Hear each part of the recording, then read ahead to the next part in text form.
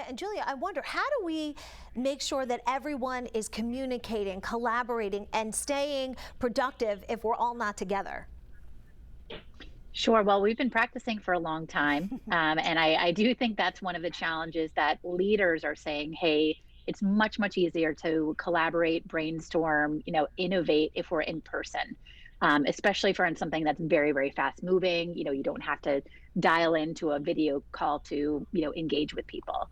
But on the flip side, employees have seen the ones that are able to work remotely over the last year and a half have seen that they're able to be productive still. And companies are still doing well in many sectors. We're still seeing innovation happen. And so employees are kind of saying, hey, like vaccine mandate or not, do we really need to be in the office? And certainly the vast majority say, not every day.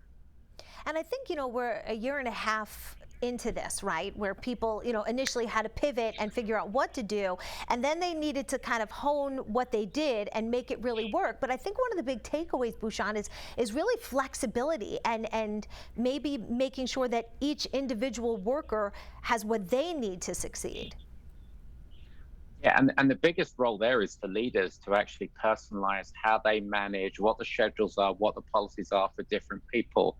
Some people are not comfortable coming in. Some people want to be remote first. For those companies that are going to commit to flexible work or hybrid work the way we want it, they really have to invest in those areas. And Julia, I wonder too about employee burnout.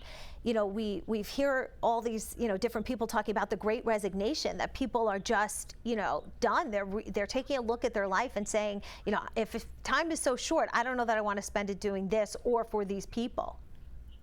Yeah, and one of our recent surveys showed that now it's 65% of employees are looking for a job. Executives are saying even higher. 88% of executives said that they're seeing higher turnover in the last few months. So it certainly is changing the dynamic around the employer-employee model.